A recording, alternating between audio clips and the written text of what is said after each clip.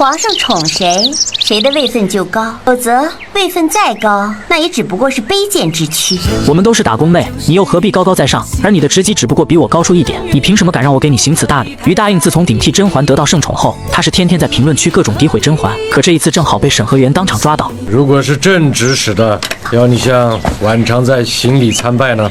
听到皇上要求删帖子的声音，刚才还各种谩骂的他立刻吓得失禁，连忙恳求皇上不要取消五险一金，而皇上根本就不想搭理这个愤青，没办法的他只能向受害者求谅解。妹妹今日犯下滔天大错，不敢请求婉常在原谅，还请常在求皇上饶了我吧。甄嬛看了看评论区无伤大雅，于是便好心的给他写了谅解书，但皇上认为后宫不是法外之地，不仅将他上了征信，还把他撵到了无人区。刚才不是说婉常在的位分只比你高了一点吗？朕就晋婉常在为贵人。婉常在尚未侍寝就晋封我和闺女。你如今的差事当的是越发好了。没想到皇上为了博甄嬛一笑，哪怕打破规矩也要安抚心上人，可见霸道总裁对爱情总是这么直接。不过这一招又是相当好用。就在甄嬛小鹿乱撞不知如何的时候，皇上又做了一件让甄嬛震惊的事。朕心疼自己喜欢的女子，别人爱怎么议论就怎么议论。虽然甄嬛对皇上过分的偏爱有些拘束，但老四就要宠自己的白月光，他非要在大庭广众之下让路人皆知，这让本来就很卷的后宫更加内卷，或者又是皇上的鲶鱼效应。毕竟嫔妃们最近的考核不尽人意，听说还有很多小主都选择了躺平。手都酸了。是嫌臣妾重吗？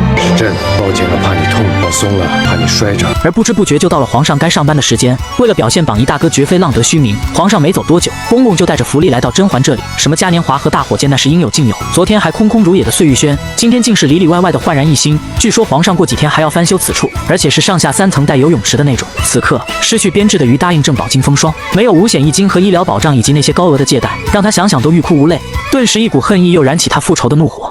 而另一边，甄嬛正享受着花瓣浴，很难想象皇上到底有多宠爱甄嬛。除了已故的纯元皇后以外，从来没有任何女子在侍寝的时候还能在当今皇后的专属浴池洗漱，你这分明就是偏爱和例外。不仅如此，皇上更是以大婚之礼拉着甄嬛的手一起步入洞房。对皇上而言，臣妾只是普通嫔妃，可臣妾却是皇上为夫君，所以臣妾紧张。想必你身边的姑姑已经教过你该怎么侍奉了。姑姑教导过臣妾该如何侍奉皇上，却从未教导臣妾该如何侍奉夫君。甄嬛的情话让皇上感到十分震撼，毕竟能叫自己夫君的女人仅此一家，想必今晚会有很多女人彻夜难眠。当然最难受的还是华妃，后月当空，更是一种孤寂和悲凉涌上心头。次日，甄嬛回到寝宫，又再次被幸福围绕，不但整个碎玉轩大变样，还有那大红色被子下的神秘之物，原来是正式夫妻才有的桂圆和花生。甄嬛万万没想到，自己的每一句话都记在皇上心里。皇上听闻民间嫁娶有撒账习俗，特意命奴才们一样搬来的。此话一出，让甄嬛更是感动不已，便下定决心跟皇上好好过日子，还要给他生一个足球队为国争光。然而有人却偏偏想打破甄嬛的美梦。此刻，华妃正计划挑拨她和闺蜜的关系。